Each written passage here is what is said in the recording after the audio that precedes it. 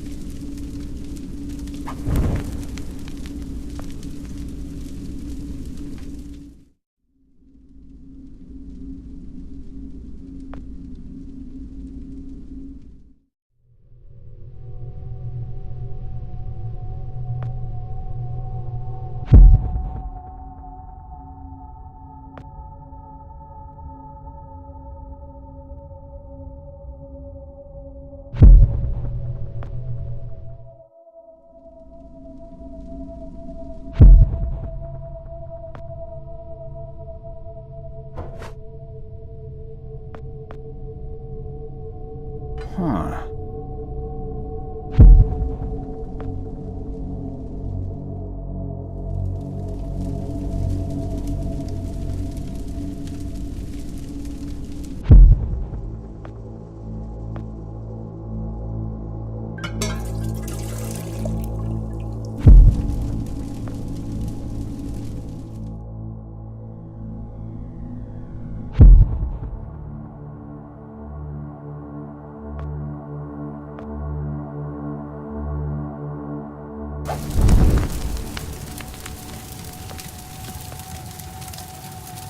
Phew.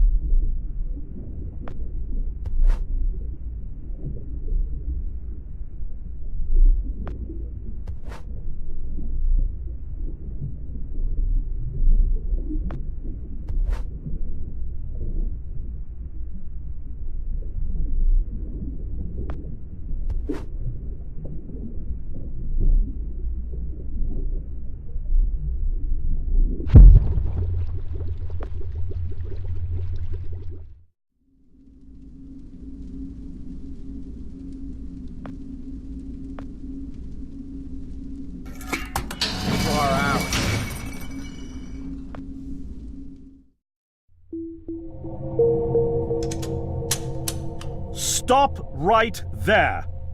Whoa, wait! Mr. Lambert, sir, it's me, Joe! I don't know you. What are you doing in my house? You sent me here, remember? I've done no such thing. For an intruder, you're not very bright, you know that?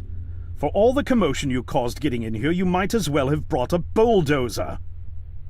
Now, you have exactly 5 seconds to explain what you're doing here, or so help me God, I'm pulling this trigger and sending you on your way. 5. I was sent here. 4. By you!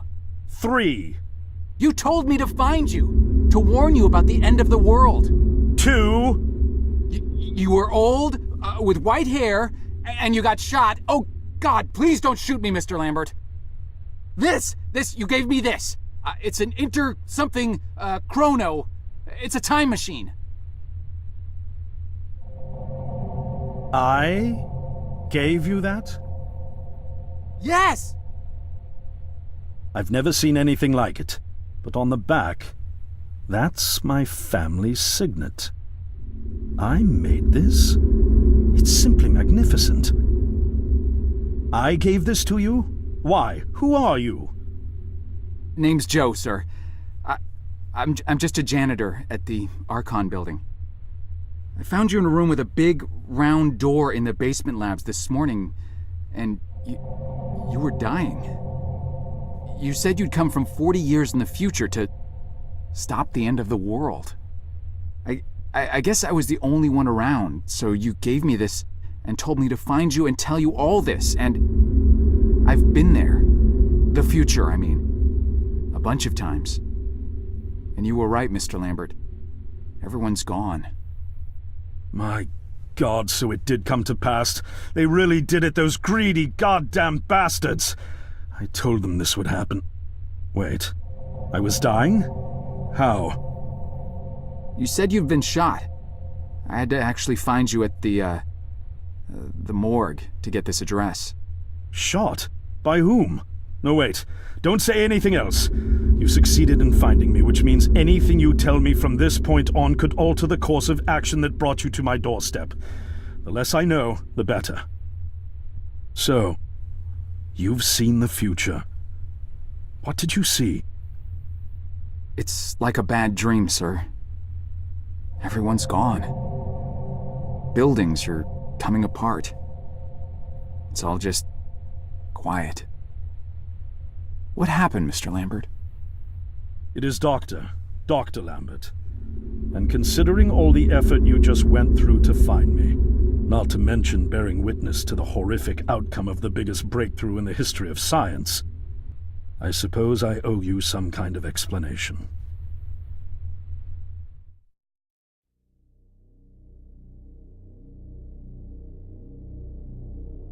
I was 24 when I got hired by Archon, or Athena as it was called back then. Athena was one of the many weapons R&D companies formed during the Second World War.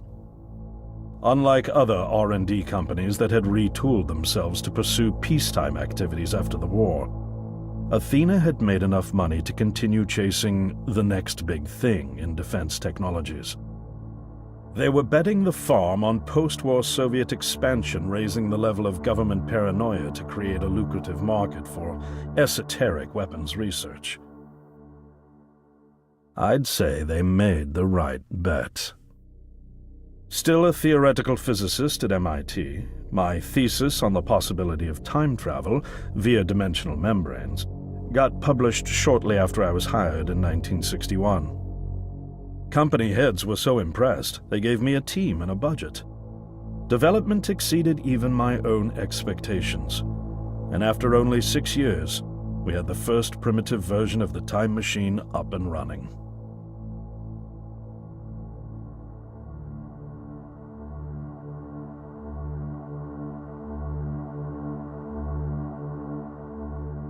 Our first successful trials involved sending simple objects into the future with a timed return. But with Archon running out of money, that was all the company bigwigs needed to secure a big fat contract with the Department of Defense. Apparently, we had sold them on the idea that the technology could be used to go back in time and strangle communism in its cradle. The reality, of course, was that it couldn't. Due to the laws of causality, you can't travel back in time beyond the point where time travel was invented. And sooner or later, we had to explain that to our benefactors. When they started pushing for progress reports, Archon management had to come clean, but instead chose to ease government concerns by claiming the technology could be used to bring back advanced weapons from the future. But this, too, was a lie.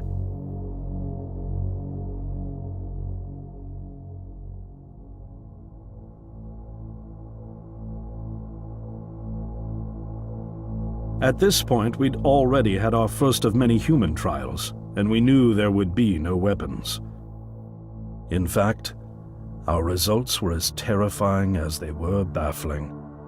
Time pilots returned frenzied and confused, raving about empty streets and human remains. At first, we assumed the city had suffered a Soviet attack in the near future and had been evacuated as a result.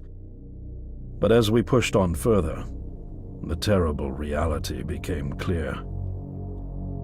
Time pilots started returning fatally ill, dying within a day or two from painful convulsions. Some never returned. We lost several pilots, machine prototypes, and other equipment. When the first contamination erupted in the lab, we were completely unprepared, losing 3 lab technicians to what we later identified as an incredibly aggressive airborne virus.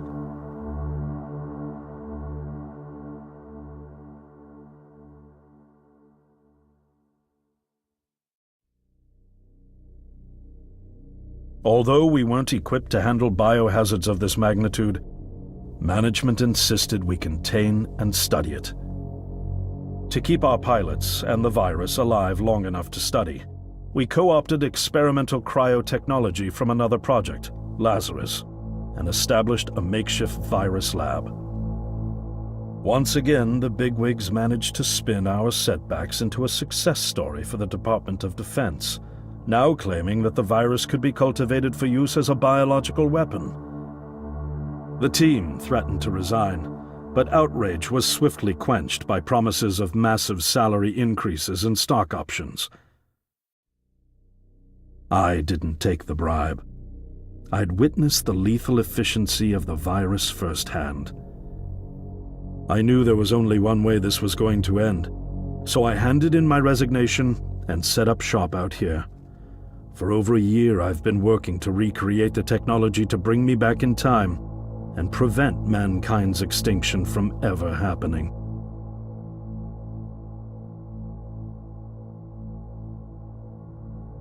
And now you're here, the harbinger of doom at my doorstep, wearing a boiler suit.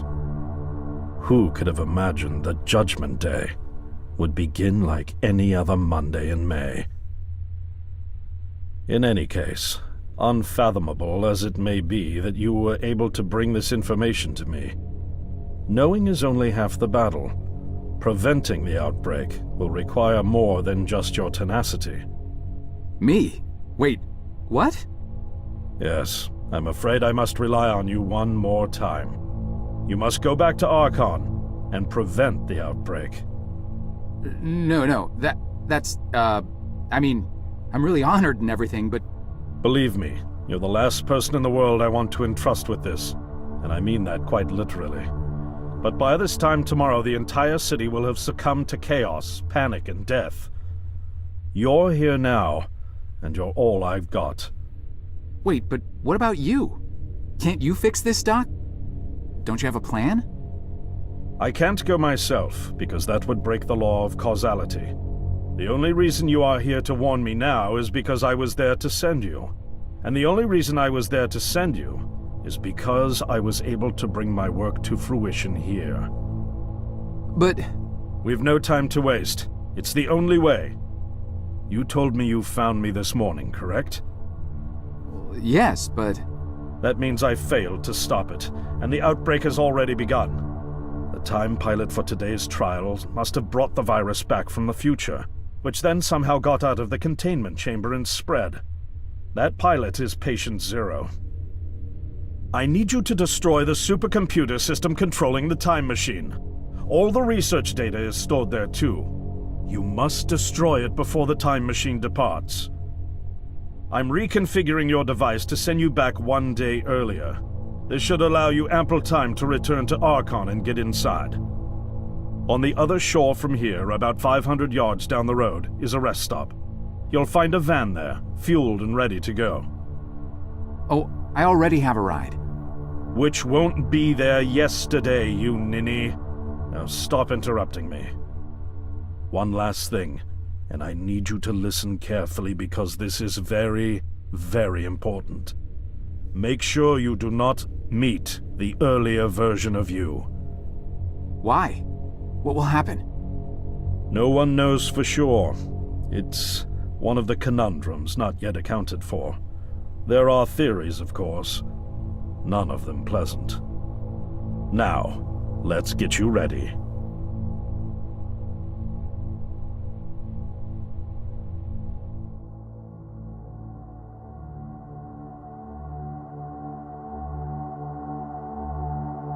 How did I get myself into this?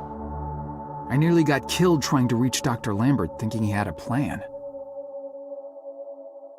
And it turns out it's me. I'm the plan. At least I don't have to walk back. This van's not as cool as the ambulance, but it has its charm.